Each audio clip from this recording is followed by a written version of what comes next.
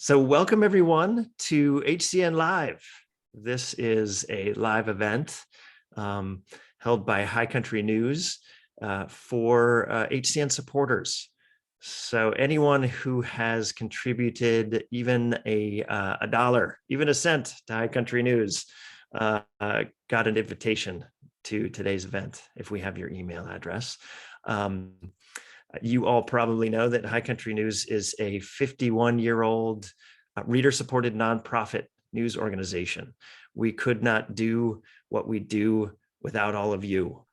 Readers provide 3/4 of the revenue that keeps the lights on, that pays the writers, that funds the printing and the publication and the mailing of the magazine.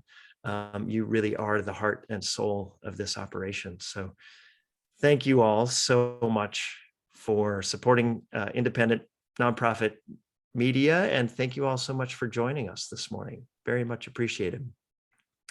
I am here. I'm Greg Hanscom. I'm the executive director and publisher of High Country News, and I'm here with two staffers from our Indigenous Affairs Desk this morning. We've got Nick Martin, who is the editor of our Indigenous Affairs Desk, and Nick is a member of the Saponi tribe of North Carolina, and Indigenous Affairs editor here.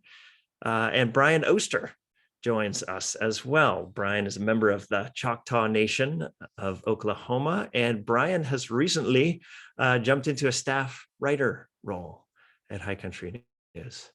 So welcome, Nick and Brian. Wonderful to be here. Thanks.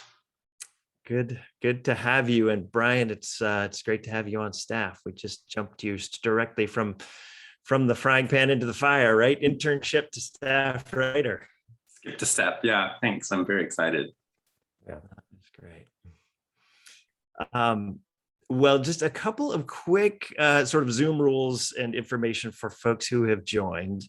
The way that this call is set up, we cannot see or hear all of you. I know that we have quite a few people who've joined us.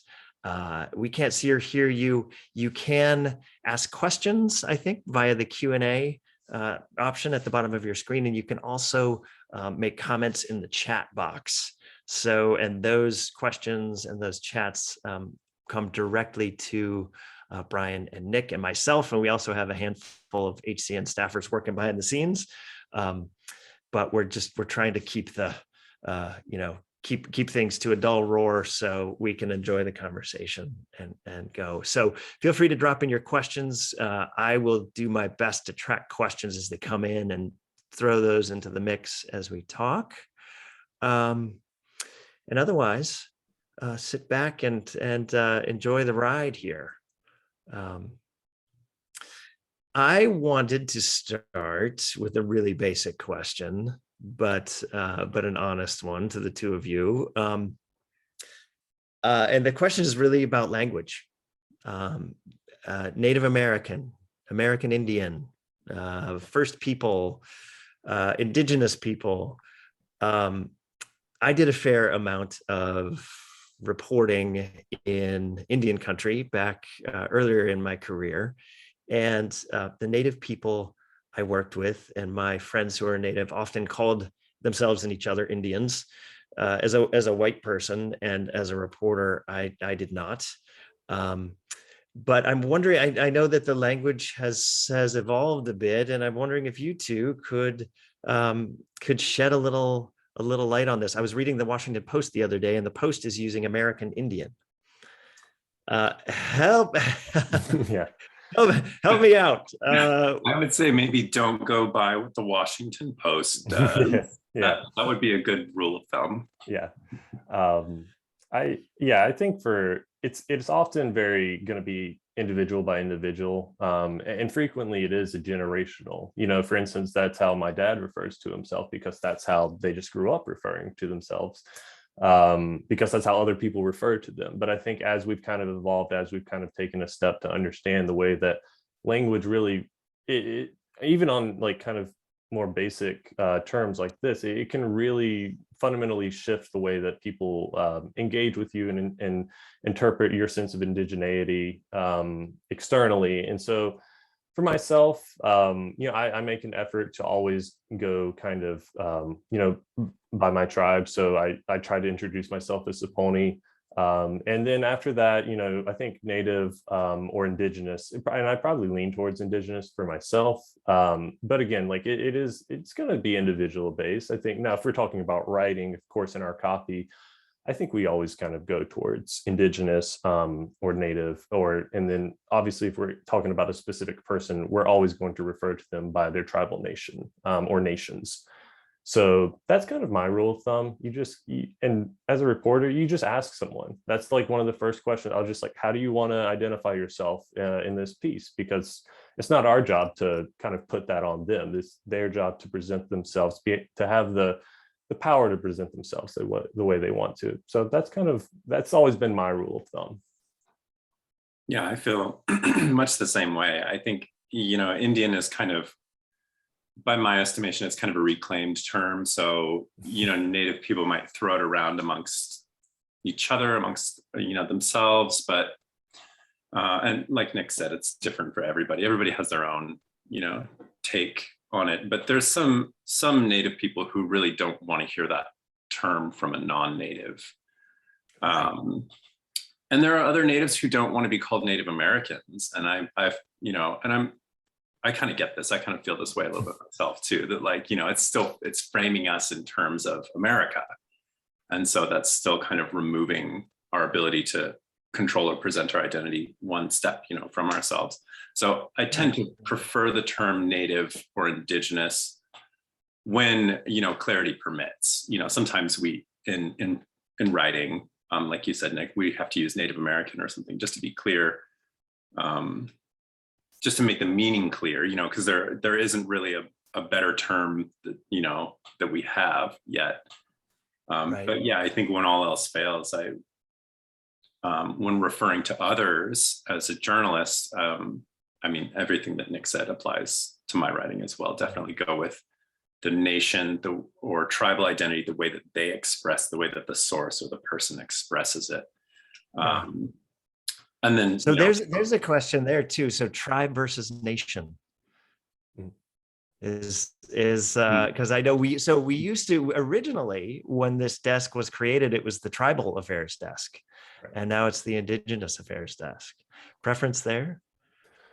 I think for Indigenous affairs is just more all-encompassing. Not everybody refers to themselves as a tribe throughout, what is considered the United States. So, and we want to be as all-encompassing of all communities as possible. So if and also in terms of tribal nation, we have to be cognizant of the fact that there are tribal communities out there that are still seeking federal recognition, that are not, technically legally recognized as nations, even though they might deserve as such. So I think, it goes a little bit on a case-by-case basis, but I do like to underscore the tribal nation aspect, just because I think it points to what our desk is kind of fundamentally always incorporating in our work, which is tribal sovereignty. And that idea of nationhood is how a lot of people kind of make the connection to sovereignty in a linguistic way. Tribal nation, tribe, and obviously I think updating our desk name to Indigenous Affairs just allows us to be a little bit more inclusive as well.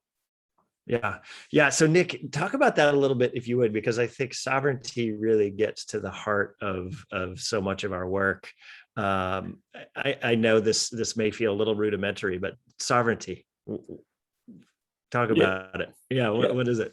Just on a very, to talk about it on a basic level, sovereignty is just, it's the ability of a community that it sees itself and has established itself as a politically distinct community, as a politically distinct entity.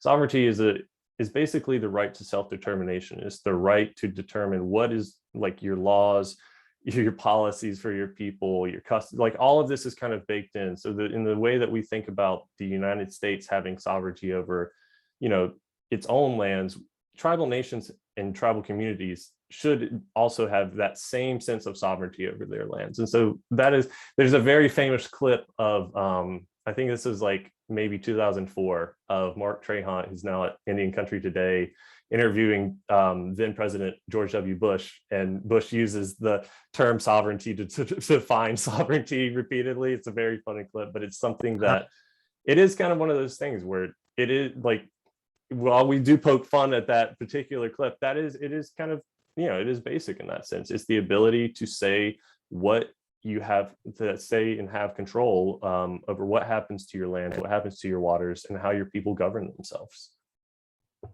Got it. Yeah. So that's talk a little bit, if you would, about High Country News's approach to Indigenous affairs reporting, and because this really does play right to kind of the core, I think, of what you're talking about and what you're exploring right now. Yeah, I mean, this desk, I mean, we've just passed the half-decade mark on it. So it's a constantly, it's what our approach to it is going to be fluid, because we're still finding our feet, we're still finding our sea legs. And it's a great testament to what folks, like Anna Smith and Tristan Atone and Graham Lee Brewer and all these people who have come before us have built. And we're just trying to kind of take that and run with it as best we can. So the way that we kind of approach covering Indigenous affairs here at High Country News is, first and foremost, we do try to center this idea that, Indigenous reporters who have been marginalized largely, I think, by the media industry, are currently best positioned to report on Indigenous communities. And so we try to give as many opportunities to Indigenous writers, and Indigenous photographers and illustrators, everybody involved in this process of putting together a desk and a magazine.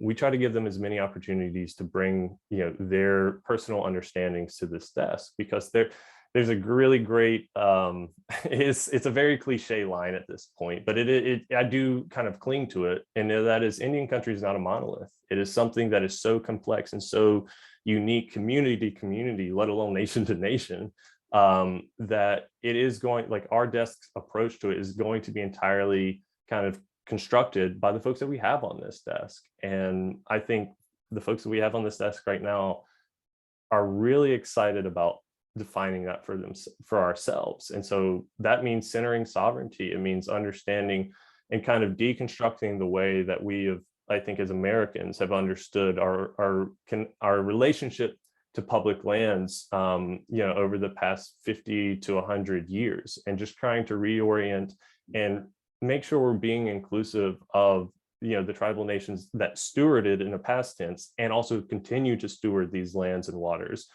for the foreseeable future. And for us, that just means it really means anything we want to tackle. And I think, I'll just kind of brag on Brian here a little bit. In their time here, they have kind of really, I think, done an excellent job of showing a vast array of what that coverage can mean. It can mean things like big federal policies. It can mean things like kind of more minute internal governmental changes. Like it can, in terms of tribal governments, it can mean a lot of different things. And so our task here at the Indigenous Affairs Desk, there's no way you can cover it all. there's just no way you can do that. But we just want to make sure what we're bringing to our readers, both Indigenous and non-Indigenous, is a section that really lets them feel like the writing on the page, the illustrations on the page, they're being done with a really clear and thoughtful mindfulness towards, I guess, people who feel and have been ignored by the media industry for a long time. So it's kind of a hard thing to wrap your head around as an editor of the desk, because you do kind of feel this larger mission, but you do have to bake it down to the kind of the simple things to just get on with the day to day. And I think we do an excellent job of that here. And that's why I was so excited to come on in August. Yeah. Well, so Brian, curious to get your thoughts or a story or two on how centering Native voices and Indigenous perspectives in journalism changes the stories that we tell. Yeah, that's a good question. it's a big question because it changes the whole process. In journalism, it changes starting with the reporting, it changes the writing. Every step of the way, it's a different process. And in the reporting, we're really looking for sources, like Nick said, that are Indigenous, so that we can elevate Indigenous voices. So that means that if we're going out looking for a scientist or a lawyer or a linguist or something, we're not just looking for anyone with professional expertise. We're looking for somebody Indigenous with that same degree of professional expertise, because they bring a cultural competence and a cultural awareness that a non-native professional wouldn't be able to supply. And that, in the reporting process, that can extend the timeline a little bit, because there's a smaller pool of sources to draw from, and also because a lot of Native people, maybe they don't want to talk to the press. A lot of people have a very good reason to be suspicious or skeptical of speaking to American media, even if it's a Native reporter approaching them. And so it can elongate the reporting process in that way as well. Yeah. I just, as a reporter, I know that it's so easy to fall back on the same sources, on the sources who are media trained, who pick up the phone, who give good quotes. You're on deadline, the 3 people you're going to go to because you've got 2 hours to get a story out. Yeah. Right. Yeah. Relationships matter, I think. Relationships matter, and building trust matters, and it's great to have those sources that are really responsive and know how to package a quote or know what you're looking for as a reporter.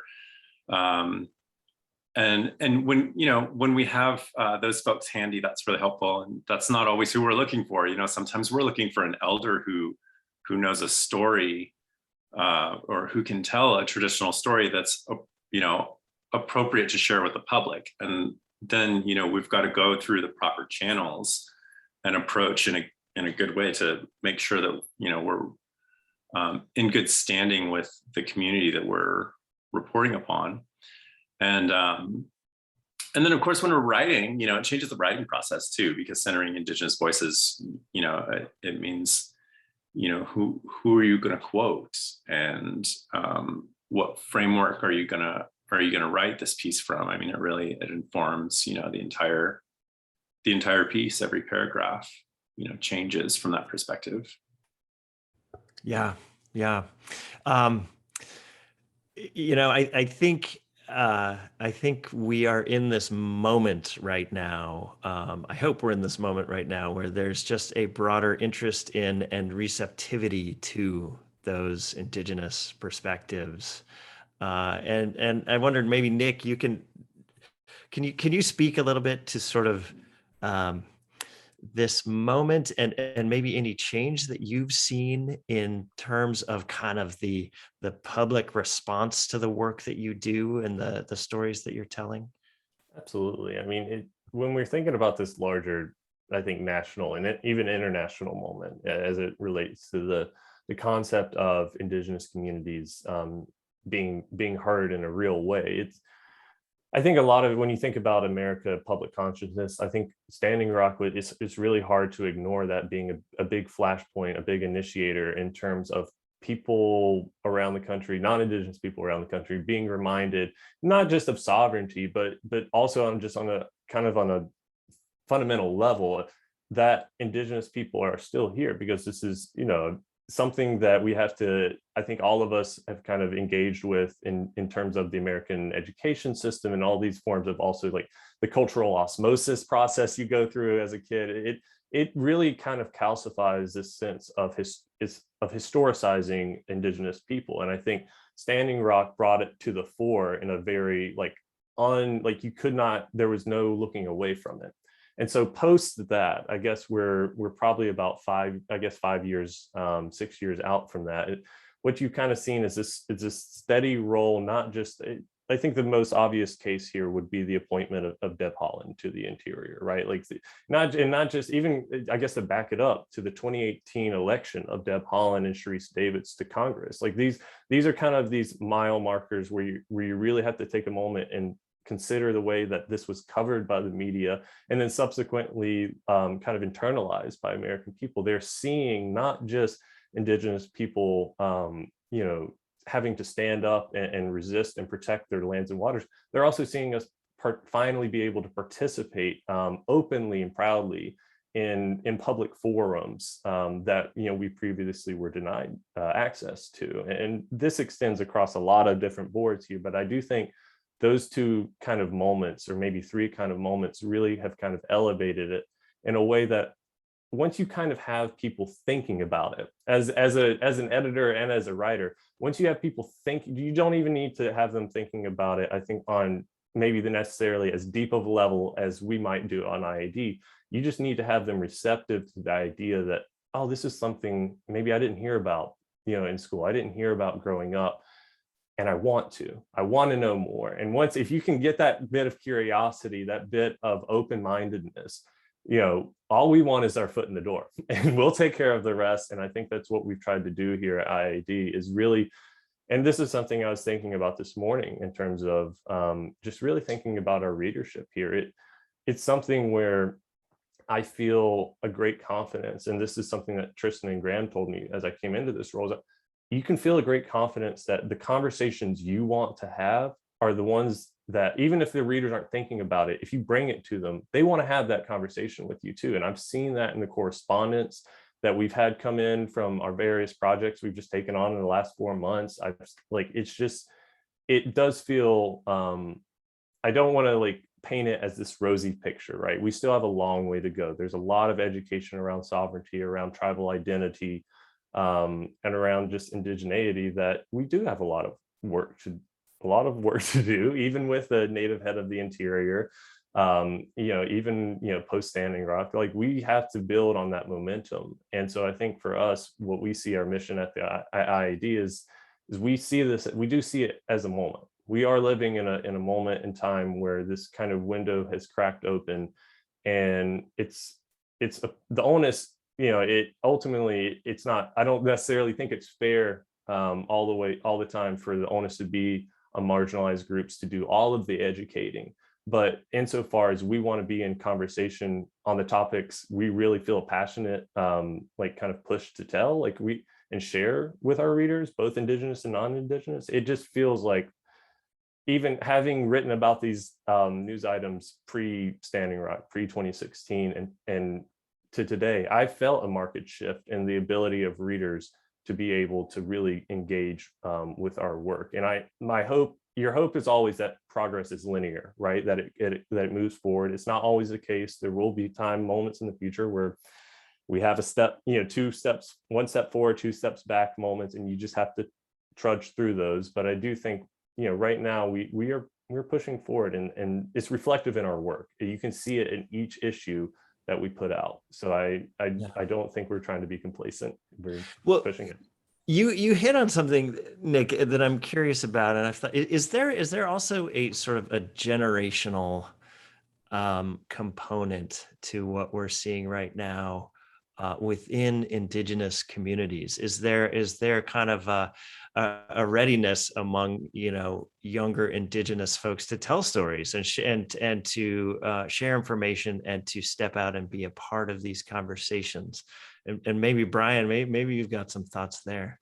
I would say yes. I would say there's definitely a generational component, and I think a lot of it just has to do with the internet. I mean, when Standing Rock happened, that happened because of the internet, and, you know, specifically because of social media and our ability to be connected in ways that haven't been possible before this. I mean, we're looking at hundreds of years of cultural disconnection and the meticulous breaking up of communities to disperse us, you know, across the landscape, to pressure our families into moving to coastal cities and getting jobs and shopping at grocery stores and assimilating, and all of that, you know, all of that, not all of it, but a large portion of that, you know, effort has just been undone by the internet and our ability to reconnect and our ability to share cultural knowledge the way that we can now. And so I think that's an important component. And I think that's why one of the reasons that the younger generation is, approaching Indigenous storytelling and Indigenous identity in a very different way. I don't think that's the only component. I mean, maybe there are generational components beyond that too. Maybe,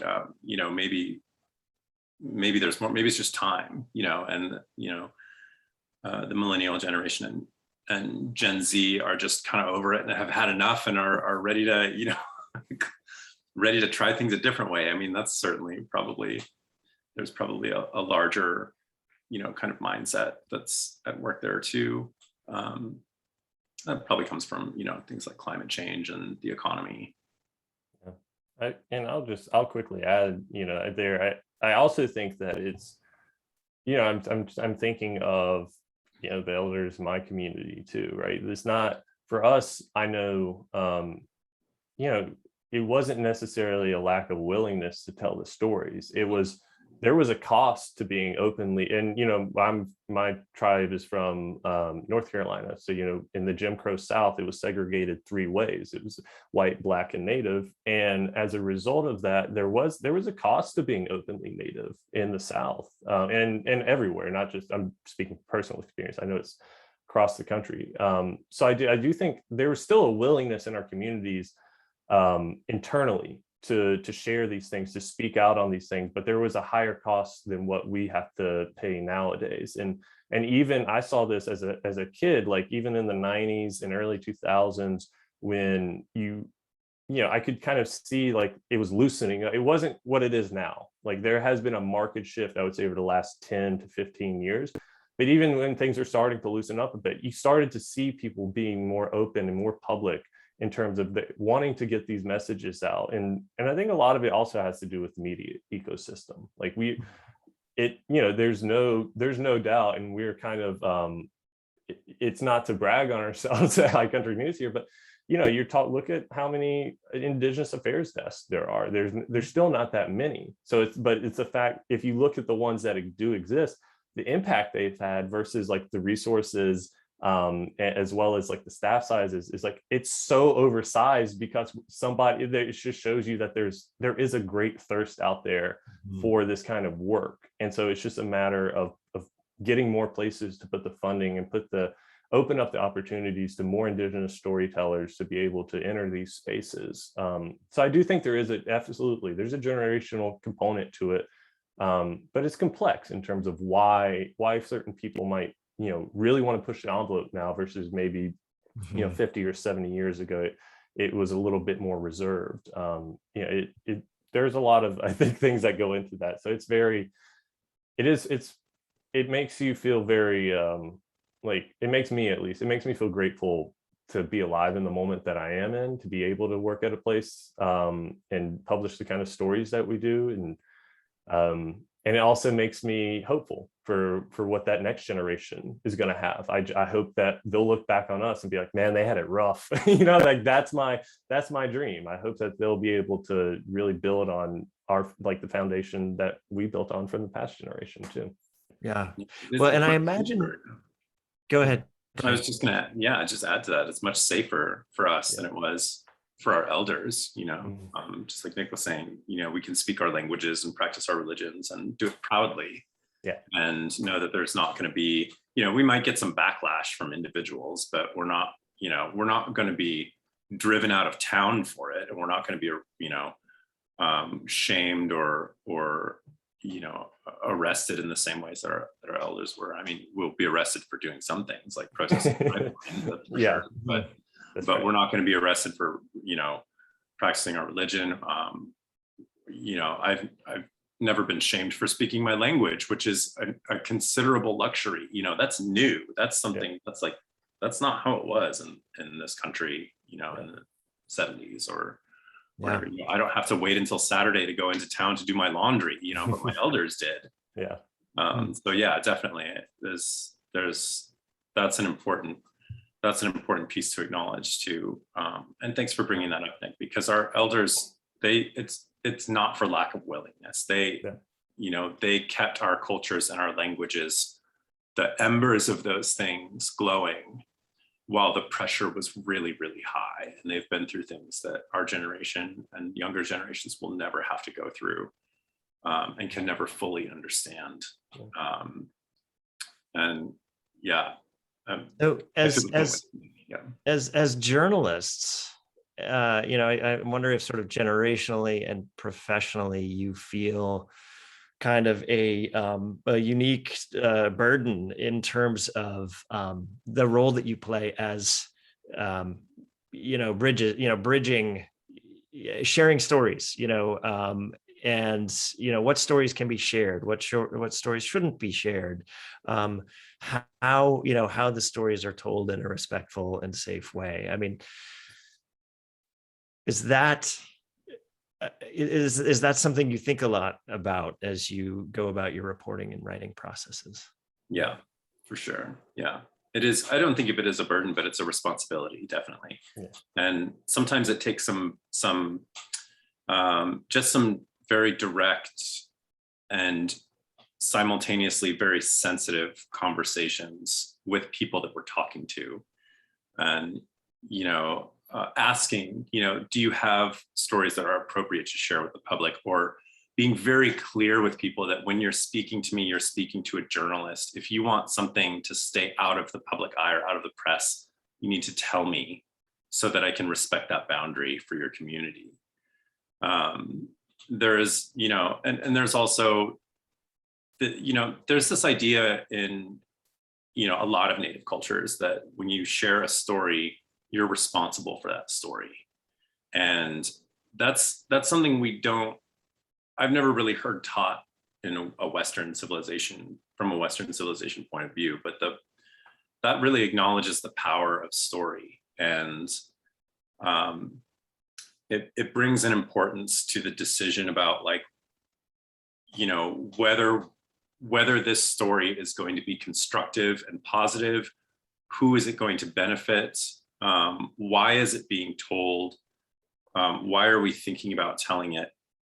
Can I, as the person who's doing the typing or the reporting, stand by this, with my whole integrity and my whole heart, and say, yes, I told this story and I did it for the right reasons, and I'm accountable for that to Native communities.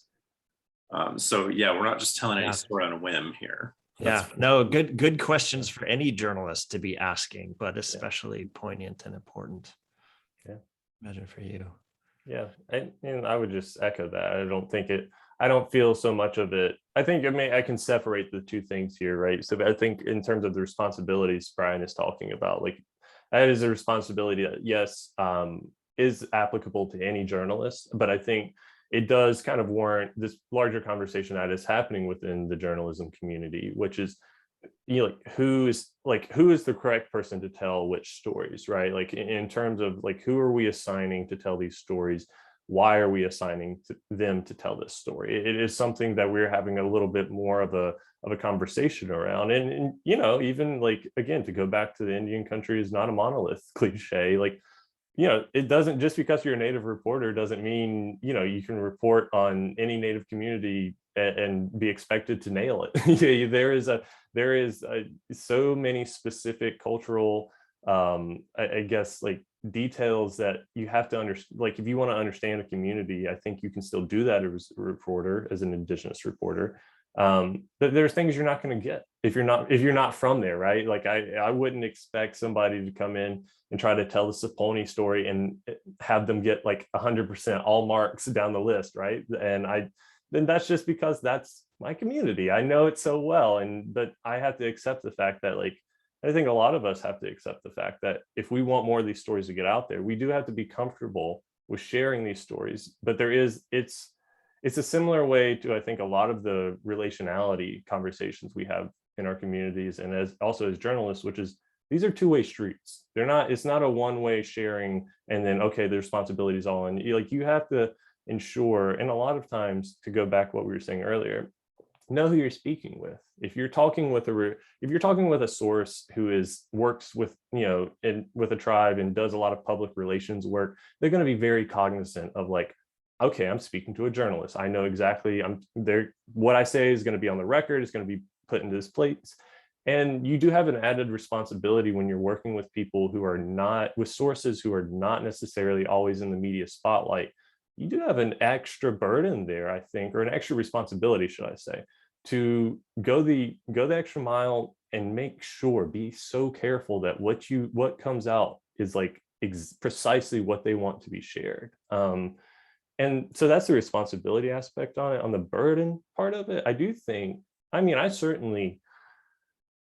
the reason I am a journalist is, I mean, and a writer more generally, is because of going back to that history, that generational difference of, I have on my wall here, right here, I'm going backwards in reverse. There's a picture of my grandmother on there who did a lot of work in our tribal community to push us to education, to push us into our spaces where we could go out into the American public and share who we are, and not just keep that internal. And that, for me, it wasn't necessarily a burden. I think maybe it is more of a responsibility, but it still felt like they had to work so hard just to be themselves in their own community, that I do feel a little bit of that burden, of that responsibility to go out and share with the rest of the world the beauty that is in Indigenous communities. And not just the beauty, a lot of it, right? I've written a lot about in the past about the strained political relationships between tribes and federal and state governments. Like, there's a lot to be shared there, but I do feel like personally there is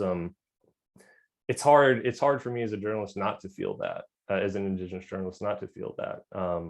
And I don't know necessarily, I'm still working through the right words to verbalize and vocalize like what it means to finally have that opportunity to kind of be one of those first waves that can share those stories. But it is like that part of it, absolutely. Like, there is a reason I'm in this profession. And I think that part of that is very present in everything I do. Yeah, I feel that too, Nick, for sure. I was just thinking recently about how about being a good ancestor, and how that idea of being a good ancestor is part of what led me to journalism. And drawing inspiration from the ancestors that I know from my lineage that I admire, and from their stories, in the hopes that I can do something here with my time, that my descendants can look back on, and that other Choctaw, in future generations, and other Native people in future generations who maybe aren't directly related to me can look back on and be proud of, and be inspired by. Yeah, thanks both of you for sharing that. I really appreciate that. I do want to get to some of the questions that are coming in from our viewers, because there are quite a lot of them coming through. But first, I just wanted to get to kind of specifically some of the work that you both have done. Nick, let's talk for a minute about what happens when the media doesn't include Indigenous voices. I wondered if you could tell us a little bit about the story of the ancient footprints that were discovered in New Mexico a couple months back.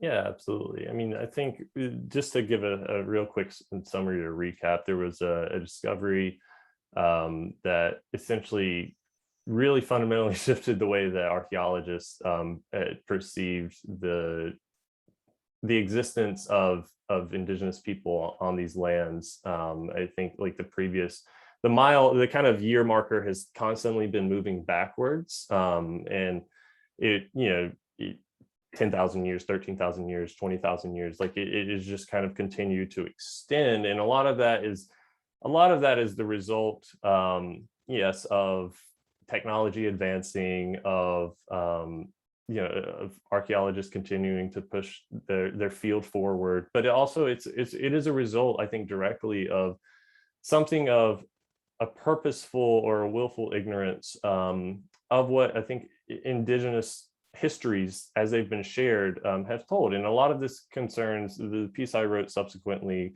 concerned this idea of since time immemorial, or the idea that trying to pin a specific beginning date, even though, yes, and certainly I think is a worthwhile scientific endeavor, has oftentimes overshadowed one, like Indigenous, like elders, indigenous religions, indigenous cultures, but also indigenous scientists, indigenous archaeologists who have also been working in this field, who have been trying to tell the mainstream that you're not looking in the right. Like that was one of the quotes I remember that stood out for me from the coverage of this was the archaeologist was like, we just weren't looking at the depths. They just, because they kind of, like everybody said, oh well, this year marker is, that's as deep as we should be digging down to look for human existence. And then you have a discovery like this, and the subsequent media coverage of it, by the New York Times, by a lot of other places, really focus solely on trying to frame it only as this great achievement of Western science, and not as also kind of a reputation, just kind of a, I don't know, just somewhat of a rejection of this notion that they had fomenting for many years of just kind of poo-pooing indigenous voices in these same spaces, whether archaeologists, whether story holders, whatever it may be. Like there was just a lot of, we just were not considered in that way. And again, I don't think this is solely, like the piece I wrote was, just kind of a response to that idea. But this is the idea of what we do at the Indigenous Affairs Desk is you're never going to see the first time a native source, we're not going to plug them down in the 37th paragraph or something like, and that's something you see quite frequently, I think, in national coverage of indigenous communities. Like this happens a lot in terms of stories around like resource extraction, where you might, up top, you'll get a quote from kind of the state politicians, maybe the federal politicians, the company trying to, the developers, and then maybe down like halfway through, it'd be like, oh, also this project is on the lands of X tribe, and we're not properly consulted. And it's like, we foreground sovereignty in a very real way. And that means foregrounding consultation, foregrounding the right to consent of what happens to your lands and your waters. And that necessarily just doesn't happen other places. And I think that's a direct product, one, of not having indigenous editors in place, not having indigenous reporters in place. And when you don't have those two facets there, that means probably most typically, you're not going to have indigenous sources ready to go. And you're not going to know who to contact in these instances, when these stories, when these big discoveries, when these kind of, whatever, in the, like, look at our month big feature from November. It's all about uranium mining and the effects on the Mountain Ute tribe. Like, it's something where we are foregrounding this in a way that just doesn't happen frequently, or if it does happen, it's more of one-off coverage. And I like to talk a lot about the connective tissue, the kind of like the 1,200 worders, the 800 worders, those little pieces that go in between these big kind of grandiose features at national outlets on indigenous communities. We're not there, and we are there here. And that's what I want to see more of elsewhere when it comes to national, local, regional coverage. You can't ignore Indian country. You do it at a disservice to your readership.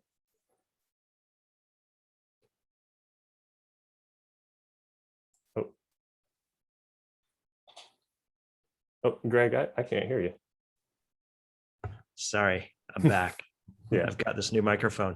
I wanted to turn to some questions from readers, and I'll paraphrase a little bit here because we have only 15 minutes left. I think we could easily run for 2 hours or 3 at this point. But Bruce asks, in short, if we are making an effort to include Indigenous voices and perspectives in all of the stories within High Country News, or whether it is really sort of limited to the Indigenous Affairs Desk. I can take that one on. It's definitely again, like our Indigenous Affairs Desk, we're still working out, we're still kind of finding our feet. But I think a really exciting thing to me when I stepped into this role is, and I'll give a shout out to my fellow desk editors, Paige and Emily.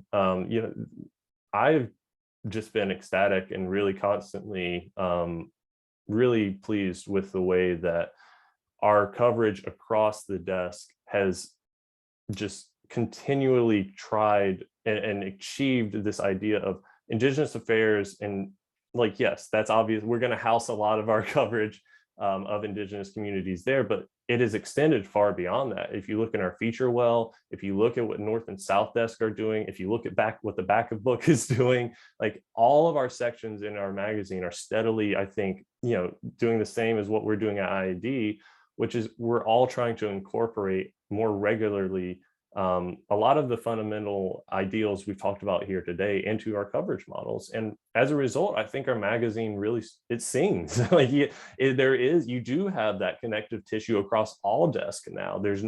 It's not a silo effect, which is a risk. That anytime you have a desk model or something like that, there is that risk, but I think we've kind of found a way to circumvent that. And that is just there's a lot of open communication. We have folks come in our desk meetings, and we'll pop in other desk meetings or story meetings. Like there is just a lot of collaboration. And I think that's a testament, not just to the people at High Country News right now, but the people who came before us and really laid the groundwork to make sure that everybody at High Country News knows what's going on elsewhere. And that allows us a really unique opportunity to build an entire magazine, build an entire issue by issue kind of model that, you're not just going to find those stories in our desk. And that's exciting. I cannot overstate how exciting it is to see that. You see it from the outside, it's one thing, but when you're actually in there and you see the process behind closed doors, it is heartening. And that's, not to say we're not perfect. We're all figuring we're all working out the kinks of this, but I do think it was a lot. It's been really collaborative on that process. Yeah. Question from Corey, which is it kind of gets to some things you were talking about earlier, Brian. And again, I'm paraphrasing, but Corey asks about the kind of unique responsibility of an Indigenous scientist in ensuring the factuality of reporting. Right. So and kind of how, as journalists, you navigate that. Right. So traditionally, I feel like journalists were kind of the holders of the truth, or thought of themselves as kind of the holders of the truth. And I think Indigenous reporting does that dynamic has shifted broadly across the industry. But I think, how do you approach fact checking a story with a native source, or even a native scientist, in a way that kind of ensures that it's factual and also kind of keeps the integrity of the reporting and the journalism strong? There's some fine lines to walk there, for sure. I think most Indigenous scientists that I've spoken to have a very clear understanding of when they're speaking from a Western scientific perspective and when they're speaking from a cultural perspective. And there's obviously a lot of overlap in gray area. That's not a dichotomy. But if we're talking about, if they're telling a traditional story about a particular animal, they might shift from the traditional story, the mythology behind that animal, which is not just a random story, that developed in like an anthropological vacuum. It's actually a description of the animal's place in society that does carry meaning and weight, but is it's a cultural story, right?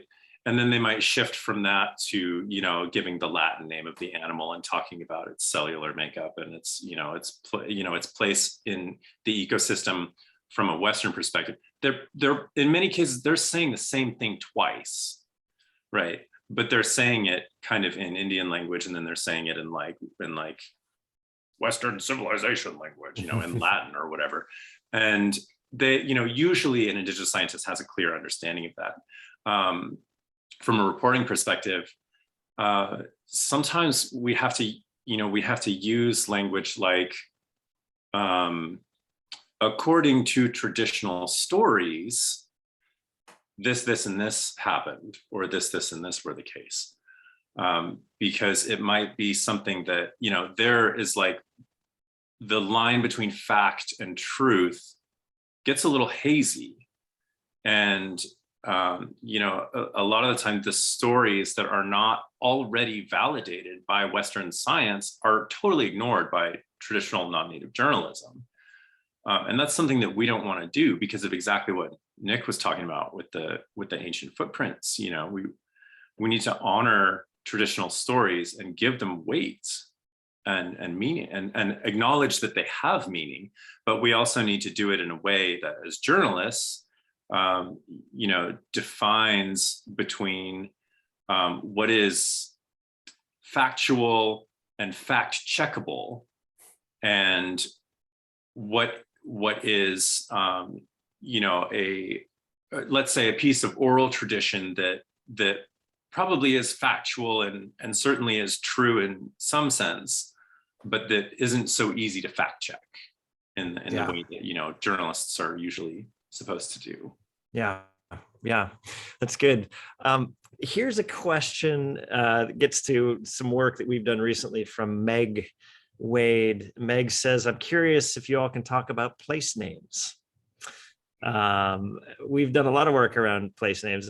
Meg in particular wonders how you decide whether to use names that are more familiar to white American audiences versus indigenous names. But yeah, Nick, you want to dive in a little on place names? And I know Bryant's got a story here too. Yeah, absolutely. It's you know, I think for us, it's something where, yeah, I think a lot about, like, in one of the pieces we talked about kind of heading into today's event was, you know, a freelancer for us, you know, did an excellent piece in our, I think it was our October edition on kind of the process of, the headline was decolonizing Idaho's road signs, or decolonizing Idaho's roads. And the story being about how we can kind of reorient our understanding, both as a collective, like United States, and as indigenous nations, around the way that we view and perceive our relationship to lands, to waters, and to our natural relatives. And a lot of that means kind of redefining the term, or just kind of replacing or integrating the terms, you know, that have been, you know, attached to these places for far longer than, you know, what I think our more recent names by, you know, American or European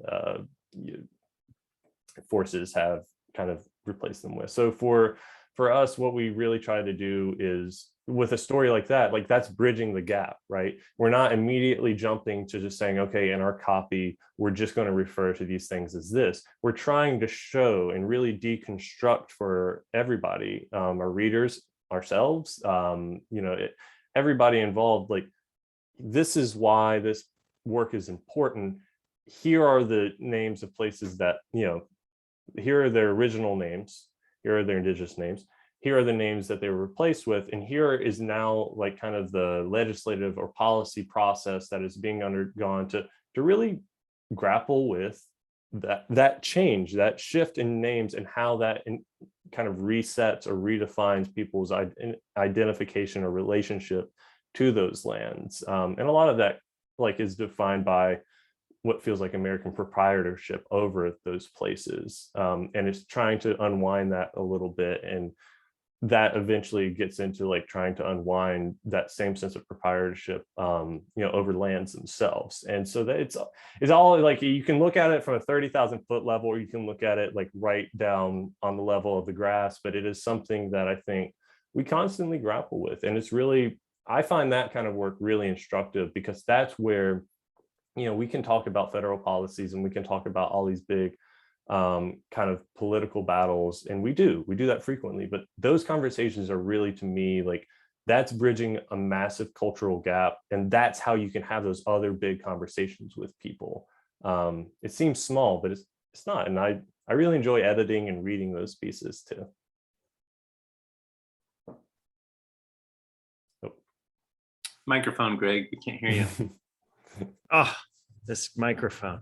I was talking a while back with High Country News board member and Indigenous author and scholar Dina Gilio Whitaker about place names. And and kind of wondered out loud, sort of, isn't it human nature to put names on everything?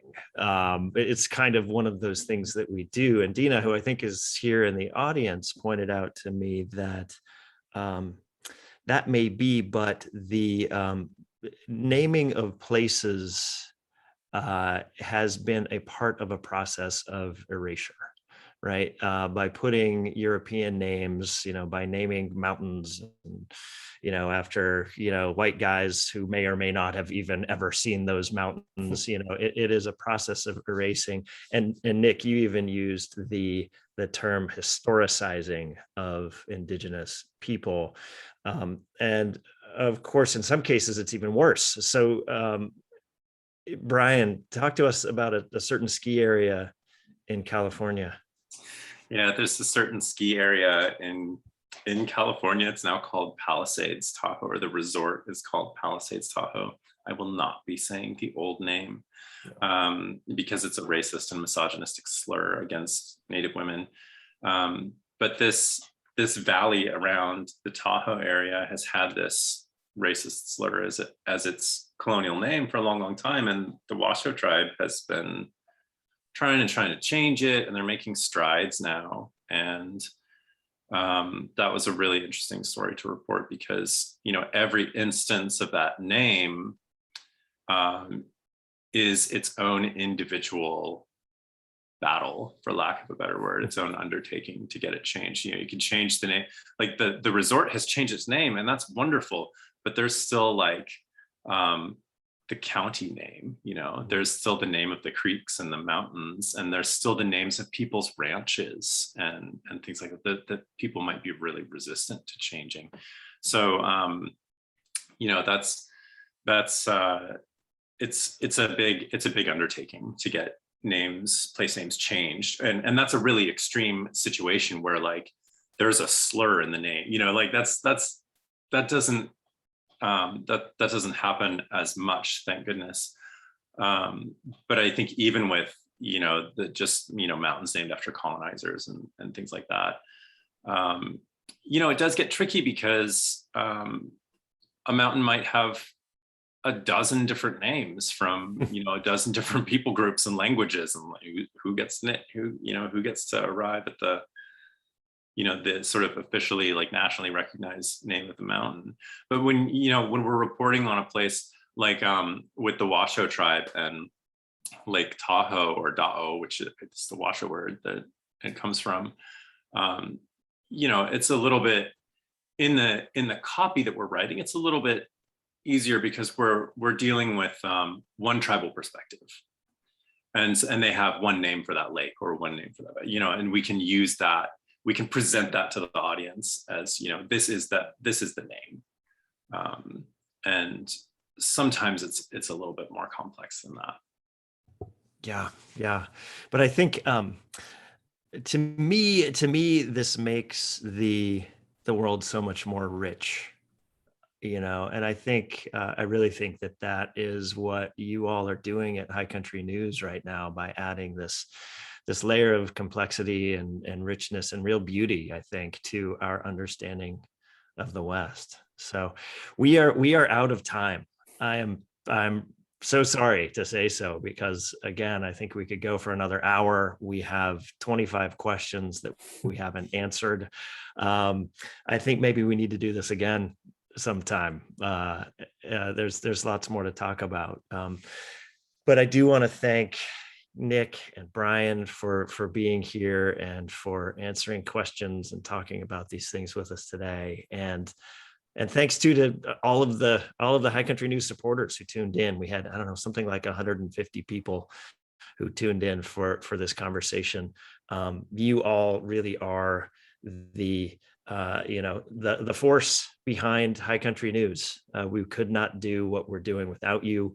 So appreciate your support, not only financial, but the support that you provide every day with your notes and your letters and your comments. I can't tell you how much support we've gotten for the Indigenous Affairs work in particular. People notice what's happening, they appreciate the work, and thank you so much for speaking up about that.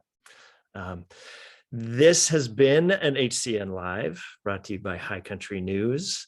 There will be a survey. I think you'll get a link when the show is over, and you should also receive an email with a link to a survey. We'd love to hear back from you about how this went and what you might like to see in future HCN Live events. So thank you again, Brian and Nick. Thank you again, everyone, for tuning in, and we'll be in touch. Yeah. Thank you. Goodbye, everybody. Thank you.